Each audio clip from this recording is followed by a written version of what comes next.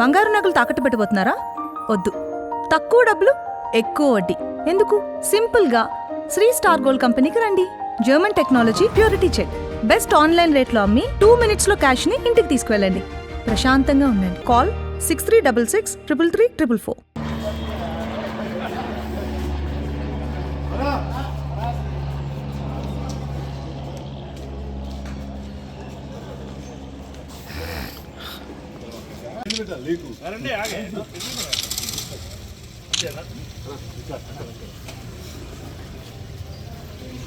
Hero అయిపోయినా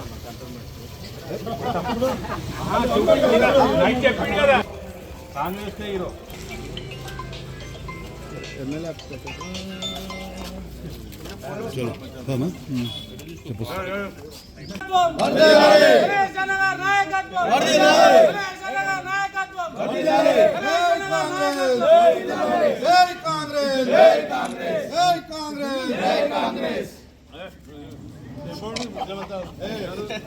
cantonment MLA Shri Ganeshanna గారి నాయకత్వం, కంటోన్మెంట్ ఎమ్మెల్యే శ్రీ గణేశన్న గారి నాయకత్వం, కాంగ్రెస్ పార్టీ.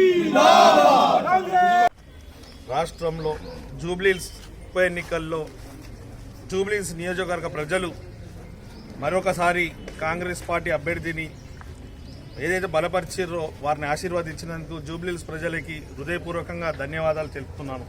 ఎందుకంటే ఈ ఎలక్షన్లో కేటీఆర్ గారు ఎన్నో అబద్ధాలు మాట్లాడాడు, కానీ మన ముఖ్యమంత్రి గారు రేవంత్ రెడ్డి గారు నిజాలు చెప్పి వాళ్ళకు వివరించి వాళ్ళంతా అర్థం చేసుకొని రేవంత్ రెడ్డి గారి నాయకత్వాన్ని బలపరుస్తూ వారు ఏదైతే క్యాండిడేట్ నవీన్ యాదవ్ టికెట్ ఇచ్చారో వారిని గెలిపించడం.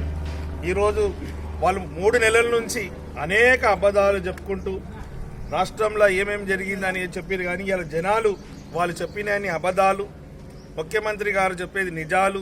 2 సంవత్సరాల్లో ఎంతో అభివృద్ధి జరుగుతుంది. 3 సంవత్సరాల్లో కూడా జూబ్లీహిల్స్ నియోజకవర్గంలో రాష్ట్రంలో మంచి జరిగేదానికి ఈరోజు వాళ్ళు ఆశీర్వదించినందుకు మరొకసారి ధన్యవాదాలు తెలుపుకుంటూ, ఇకనైనా కేటీఆర్ గారు మారాలి, కేసీఆర్ కుటుంబం మారాలి. ఎందుకంటే కన్ఫ్యూజ్ చేయాలి లేకుంటే డైవర్ట్ చేయాలని ఏదైతే ఆలోచన ఉందో అది కరెక్ట్ కాదు. ఈరోజు మేము ఇచ్చిన 2023లో ఏదైతే హామీలకు ఇచ్చామో అవన్నీ నెరవేరుస్తూ, అదే కాకుండా చదువుకున్న పిల్లల నుంచి తీసుకొని వృద్ధుల వారికి అనేక విధంగా ప్రభుత్వాన్ని ఉన్న డబ్బులతో పనిచేస్తున్నందుకు ఈరోజు రాష్ట్ర ప్రజలంతా సంతోషంగా ఉన్నారు. ఎందుకంటే ధనిక రాష్ట్రమైన తెలంగాణ రాష్ట్రాన్ని అప్పుల పాలు చేసి ఏ అవకాశం వచ్చినా ఆ అవకాశాలని అప్పులకు మార్చుకొని కేసీఆర్ గారు ఆర్థిక వ్యవస్థని విధ్వంసం చేస్తే గతంలో జీతాలు కూడా ఇవ్వకపోతుండే నెలకి గవర్నమెంట్ వారి ఎంప్లాయీస్ కూడా. అలాంటి పరిస్థితి నుంచి ఈరోజు జీతాలు టైంకి వచ్చి అన్ని విధాల మేలు జరుగుతున్నది చూసి జనాలు అవకాశం ఇచ్చారు. రానున్న రోజుల్లో కూడా ఏ ఎలక్షన్లు అయినా కూడా కాంగ్రెస్ పార్టీని గెలిపిస్తారు. మరీ ముఖ్యంగా ఈ ఎలక్షన్లో పనిచేసిన ప్రతి ఒక్కరికి మన కంటోన్మెంట్ కాన్స్టిట్యున్సీ నుంచి ప్రతాప్ అన్న కావచ్చు, మధుకర్ అన్న కావచ్చు, సంతోష్ యాదవ్, నర్సింగ్ వాళ్ళంతా చాలామంది వచ్చి రోజు ప్రచారం చేసి పార్టీకి సేవలు అందించినందుకు సహకరించినందుకు వారితో పాటు అంత రాష్ట్రంలో ఉన్న మంత్రులందరూ, చైర్మన్లు, చైర్పర్సన్లు అందరూ కూడా కష్టపడి ఈ యొక్క గెలుపు కాంగ్రెస్ పార్టీ సమిష్టికంగా పనిచేయడం, దాంతోపాటు ప్రజలు కూడా అధికారంలో ఉన్న పార్టీ, మంచిగా చేస్తున్న పార్టీ, ఈ పార్టీతోటే ఈ ప్రభుత్వంతో డెవలప్మెంట్ అవుతుందనే ఉద్దేశంతో వాళ్ళు అవకాశం ఇచ్చారు. ముఖ్యమంత్రి గారిని సహకరించడానికి వారు చేస్తున్న మంచి పనులని గుర్తింపుకే ఈ యొక్క విజయం.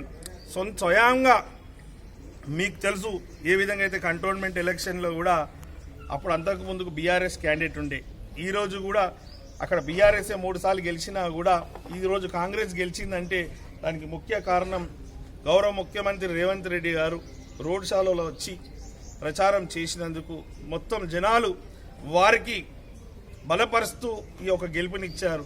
వీళ్ళు ఏం చేశారంటే మన కంటోన్మెంట్లో బీఆర్ఎస్ వాళ్ళు కేటీఆర్ గారికి ఏదో సలహా ఇచ్చారు. ఆ సలహాలు పట్టుకొని ఇక్కడ ఏమి జరగలే కంటోన్మెంట్ ఉప ఎన్నికల్లో ఇచ్చిన హామీలు నెరవేర్చలే, అదేవిధంగా జూబ్లీహిల్స్ అవుతుందంటే ఏ విధంగా అయితే పూర్తిగా ముఖ్యమంత్రి గారు కూడా గణేష్ చెప్పిండు, శ్రీ గణేష్ ఇక్కడ ఏమేమైతే డెవలప్మెంట్ అవుతుంది అయిపోయింది, ఒక రోజులో ఖర్చు పెట్టింది అన్న అభివృద్ధికి డబ్బులు తీసుకుపోయింది అన్న దానికి నీకు జియోలు చూపిస్తే రిజైన్ చేస్తున్నారు. నేను కూడా గాంధీ భవన్లో జియో కాపీలన్నీ చూపించాను.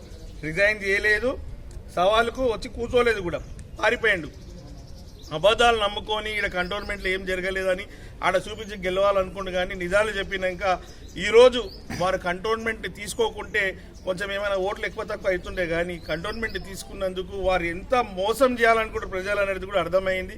కంటోన్మెంట్ ఎట్లా ఏ విధంగా అయితే అభివృద్ధి అవుతుందో అదే మాదిరిగా కూడా జూబ్లీహిల్స్ కావాలని ఆలోచనతో ఆ ప్రజలందరూ అవకాశం ఇచ్చారు. Thank you.